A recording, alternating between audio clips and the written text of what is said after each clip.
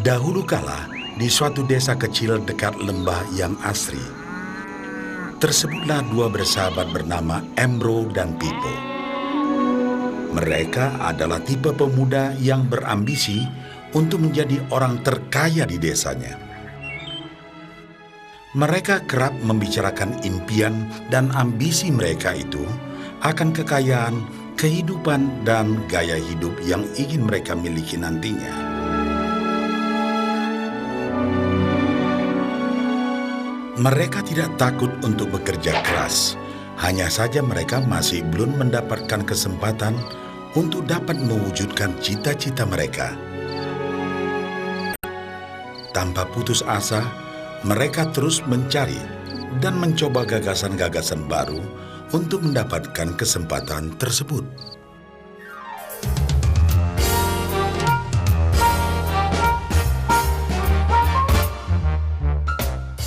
Hingga suatu hari, kesempatan itu pun datang. Desa mereka membutuhkan lebih banyak air. Oleh karena itu, kepala desa mempekerjakan Embro dan Pipo untuk mengambil air dari mata air di gunung untuk dibawa ke tempat penampungan di desa. Mereka akan dibayar sesuai dengan banyaknya air yang dapat mereka bawa.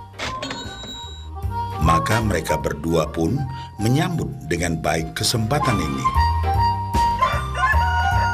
Embro dan Pipo pun segera melaksanakan pekerjaan tersebut dengan bersemangat.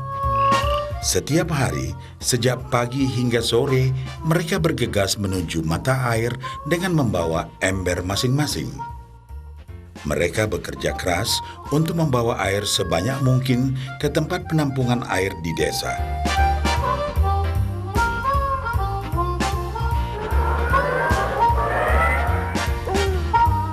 Menjelang sore hari, mereka pun pulang dengan membawa upah dari hasil jerih payah mereka hari itu. Embro merasa puas sekali dengan pekerjaannya itu dan besarnya upah yang ia dapatkan.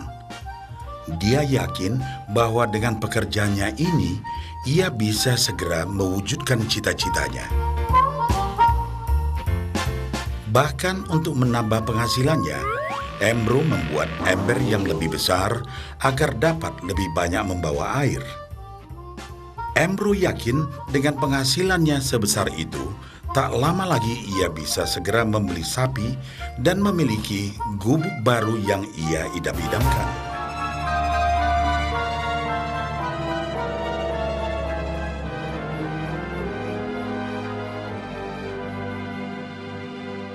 Lain halnya dengan Pipo.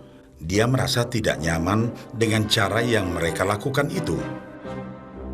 Ia mencari cara yang lebih nyaman untuk mendapatkan lebih banyak uang. Suatu hari, Pipo mendapat sebuah gagasan.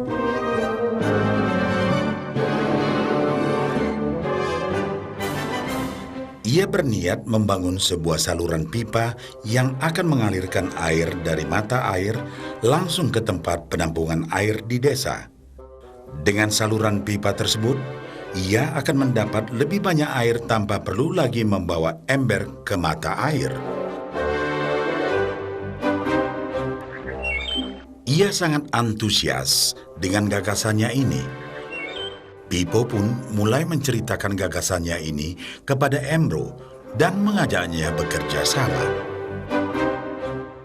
Tetapi Embro tidak sependapat.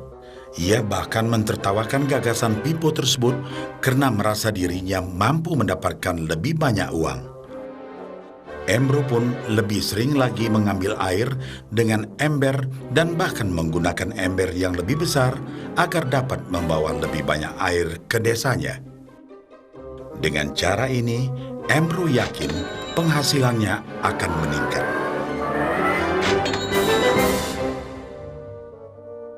Pipo akhirnya memutuskan untuk mewujudkan sendiri gagasannya itu. Dia mengerti bahwa tidaklah mudah untuk membangun dan menyelesaikan saluran pipa tersebut. Dibutuhkan beberapa tahun untuk bisa menyelesaikan dan menikmati hasilnya. Namun tekadnya telah bulat. Ia pun tetap bekerja mengangkat air dengan ember setiap hari seperti biasa. Tetapi di akhir minggu dan setiap ada waktu luang, Pipo bekerja keras menggali tanah yang banyak berbatu untuk membangun saluran pipanya. Pada bulan-bulan pertama, hasilnya hampir tidak kelihatan. Orang-orang desa mulai banyak mentertawakan dan mencemooh Pipo. Mereka menjulukinya Pipo si manusia saluran pipa.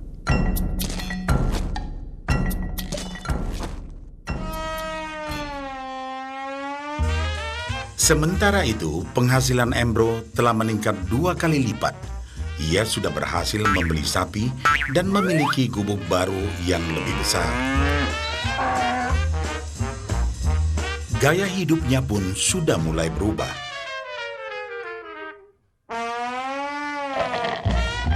Ia sering menghabiskan waktu sepulang kerja di bar, menikmati hasil jerih payahnya mengangkat ember.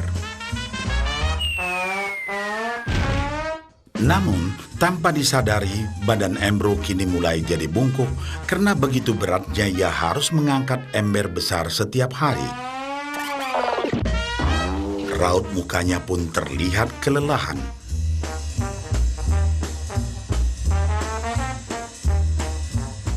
Semakin hari, semakin sedikit air yang dapat dibawanya karena tenaganya berkurang seiring bertambahnya usia.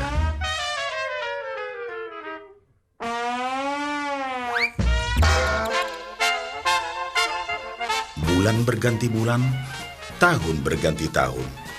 Dan akhirnya, Pipo berhasil menyelesaikan saluran pipanya.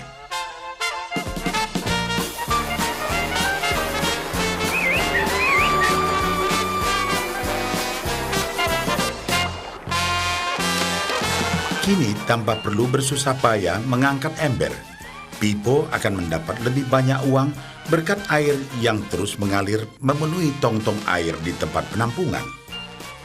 Air terus mengalir tanpa henti, bahkan saat ia tidur, makan, ataupun saat pergi berlibur. Pipo pun puas dan bangga. Berkat tekad dan kerja keras, kini penghasilannya pun mengalir tiada henti, seiring aliran air di saluran pipanya.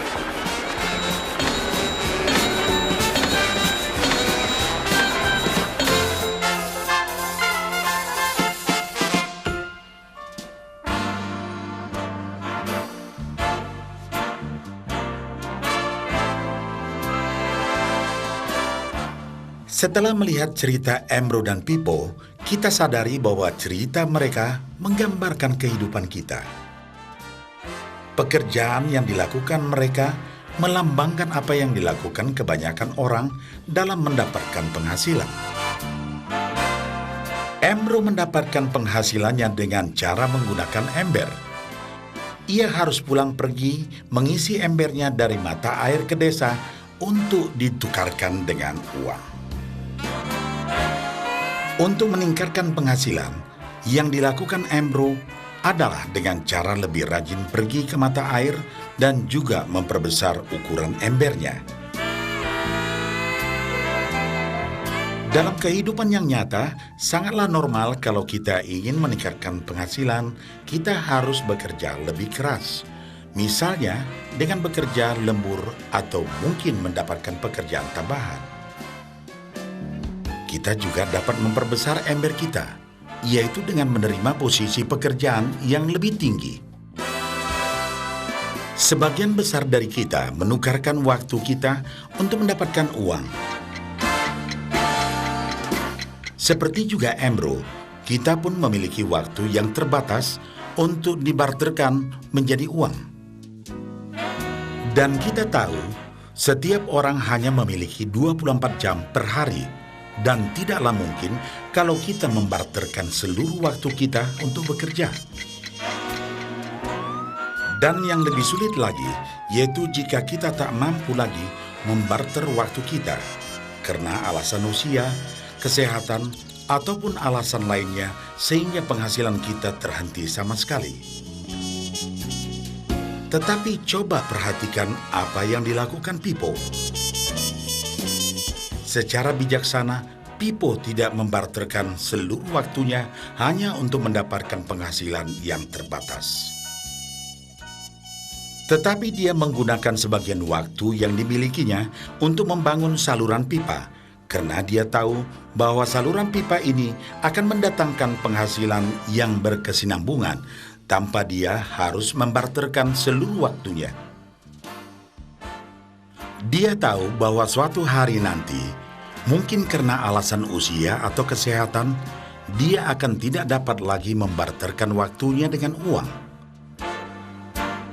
Sedangkan bila ia mampu mewujudkan gagasan saluran pipanya itu, dia hanya perlu bekerja keras sekali saja untuk membangun saluran pipa.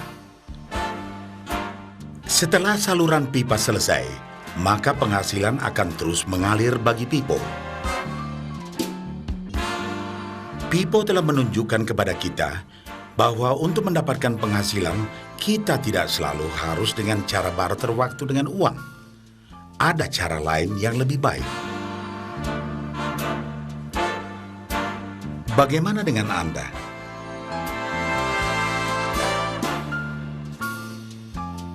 Apakah Anda masih seperti Embro yang membarterkan waktu Anda untuk mendapatkan penghasilan? Atau Anda ingin mengikuti jejak Pipo dengan mulai membangun saluran pipa untuk mendapatkan penghasilan yang berkesinambungan?